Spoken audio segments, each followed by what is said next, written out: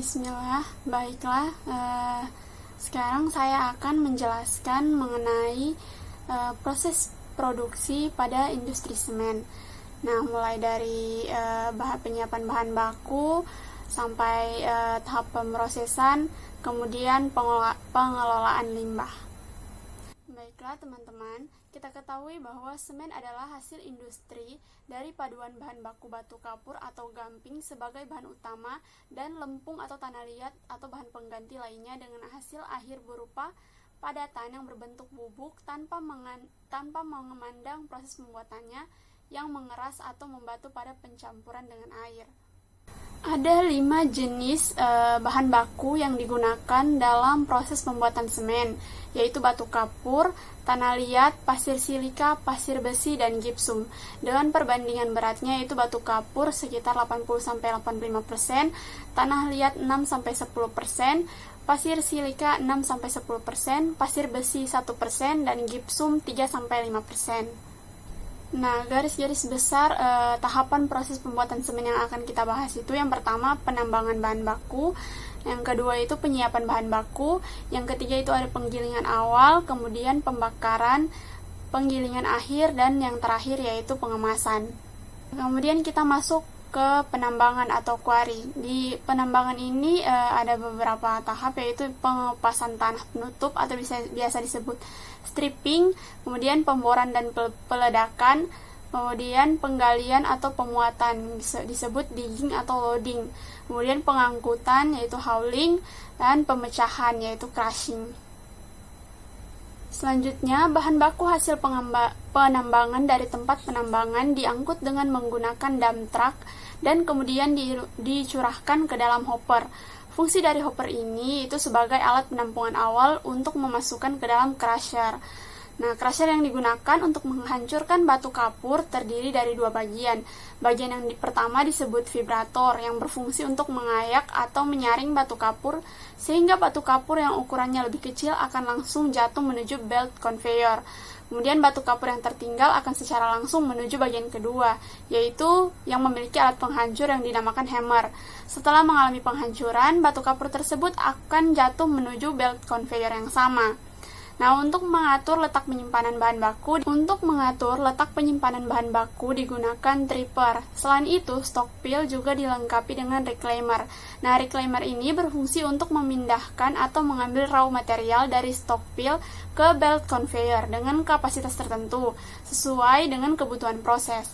Alat ini sendiri berfungsi untuk menghomogenkan bahan baku yang akan dipindahkan ke belt conveyor.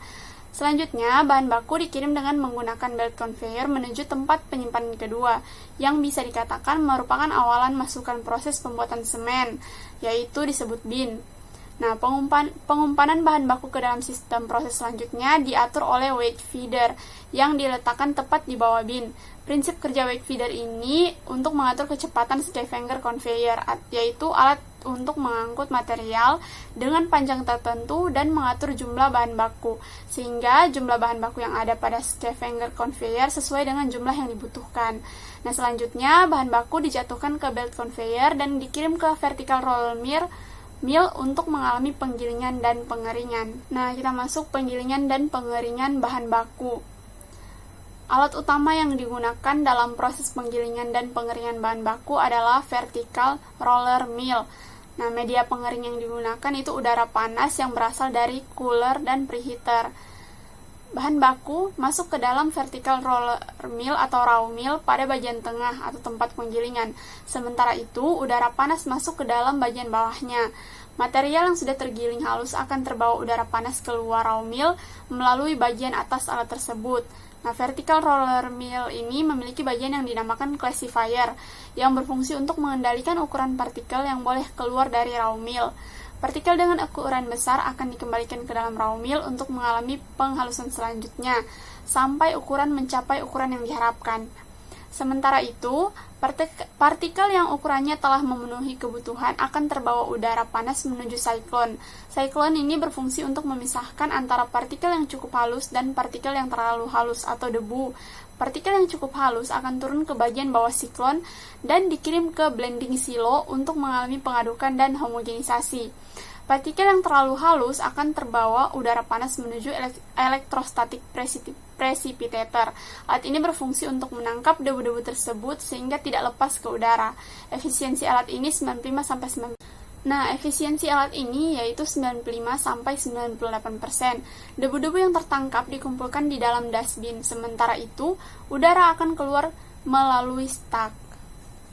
Tahap yang keempat yaitu pemanasan awal atau preheating.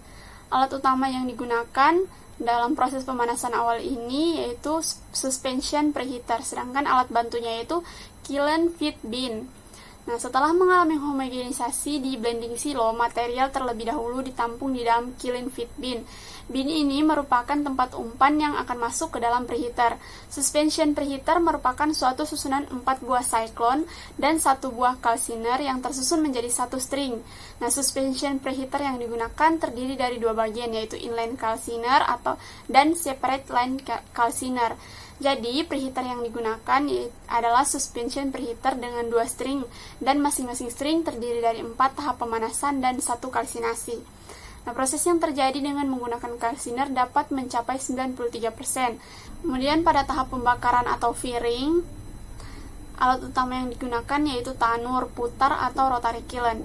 Rotary kiln itu alat berbentuk silinder memanjang horizontal yang diletakkan dengan kemiringan tertentu dari ujung tempat material masuk atau inlet, sedangkan di ujung lain adalah tempat terjadinya pembakaran bahan bakar atau burning zone.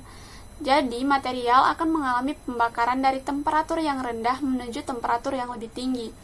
Untuk mengatur sistem kerja tanur putar, proses pembakaran bahan bakarnya, tanur putar dilengkapi dengan gas analyzer.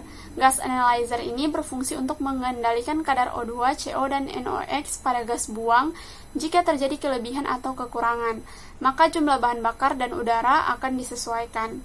Nah, di dalam rotary kiln terjadi proses kalsinasi hingga 100%, sintering, dan clinkering. Temperatur material yang masuk ke dalam tanur putar adalah 800-900 derajat Celcius, sedangkan temperatur clinker yang keluar dari tanur putar yaitu 1300-1450 derajat Celcius.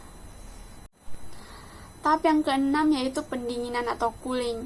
Nah, alat utama yang digunakan untuk proses pendinginan clinker adalah cooler. Cooler ini dilengkapi dengan alat penggerak material sekaligus sebagai saluran udara pendingin yang disebut grate dan alat pemecah clinker atau clinker breaker. Setelah proses pembentukan clinker selesai dilakukan di dalam tanur putar, clinker tersebut terlebih dahulu didinginkan di dalam cooler sebelum disimpan di dalam clinker silo. Clinker yang keluar dari tanur putar masuk ke dalam kompartemen dan akan terletak di atas grate. Dasar grate ini mempunyai lubang-lubang dengan ukuran yang kecil untuk saluran udara pendingin. Clinker akan terus bergerak menuju kompartemen yang ke-9 dengan bantuan grate yang bergerak secara reciprocating sambil mengalami pendinginan pada ujung kompartemen ke-9. Terdapat clinker breaker yang berguna untuk mengurangi ukuran clinker yang terlalu besar.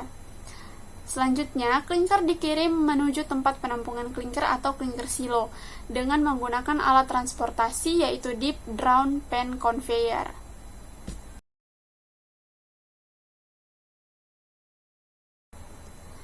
Tahap selanjutnya yaitu penggilingan akhir. Nah, alat utama yang digunakan pada penggilingan akhir di mana terjadinya pula penggilingan clinker dengan gipsum adalah ball mill. Nah, alat yang digunakan untuk melakukan penggilingan clinker dan gipsum disebut alat ball mill. Alat ini berbentuk silinder horizontal dengan panjang 13 meter dan berdiameter 4,8 meter. Bagian dalam ball mill terbagi menjadi 2 bagian untuk memisahkan bola-bola baja yang berukuran besar dan berukuran kecil. Bagian utama diisi dengan bola-bola baja yang berdiameter lebih besar daripada bola yang ada pada bagian kedua. Prinsip penggunaan bola baja ini dari ukuran yang besar ke ukuran kecil adalah bahwa ukuran bola-bola baja yang lebih kecil menyebabkan luas kontak tumbukan antara bola baja dengan material yang akan digiling akan lebih besar, sehingga diharapkan ukuran partikelnya akan lebih halus. Nah, material yang telah mengalami penggilingan kemudian diangkut oleh buket elevator menuju separator. Nah, separator berfungsi untuk memisahkan semen yang ukurannya telah cukup halus dengan ukuran yang kurang halus. Semen yang cukup halus dibawa udara melalui siklon, kemudian disimpan di dalam silo semen. Dari silo semen ini, semen kemudian dikantongi dan dimasukkan ke dalam truk semen curah dan siap dipasarkan. Proses tersebut dilakukan oleh bagian khusus yaitu unit pengantongan semen. Nah, tahap yang terakhir yaitu pengemasan. Tahap proses pengemasan dengan menggunakan sak adalah sebagai berikut. Nah, silo semen, tempat penyimpanan produk, dilengkapi dengan sistem aerasi untuk menghindari penggumpalan atau koagulasi semen yang dapat disebabkan oleh air dari luar, dan pelindung dari udara ambien yang memiliki humiditas tinggi. Setelah itu, semen dari silo dikeluarkan dengan menggunakan udara bertekanan atau discharge dari semen silo, lalu dibawa ke bin penampungan penampungan sementara sebelum masuk ke mesin packer atau loading ke truk. Teman-teman, sekarang kita masuk pada unit pengolahan limbah. Nah, limbah yang dihasilkan pabrik adalah limbah padat, cair, dan gas yang dapat diklasifikasikan sebagai berikut. Nah, yang pertama itu limbah domestik. Limbah domestik berasal dari kegiatan kompleks perumahan karyawan dan perkantoran. Itu berupa kertas, sisa makanan, plastik, kaca, deterjen, dan air kotor. Penanganan limbah domestik ini dilakukan dengan cara mengumpulkan limbah domestik di daerah bekas penambangan dan kemudian dibakar. Kemudian ada limbah tambang. Limbah ini berasal dari lokasi dan kegiatan penambangan berupa debu, pecahan batu, dan tanah liat. Hal ini ditangani dengan cara membuat kantong-kantong lumpur dan pengendapan dan terangkutnya limbah oleh air hujan. Kemudian ada limbah produksi.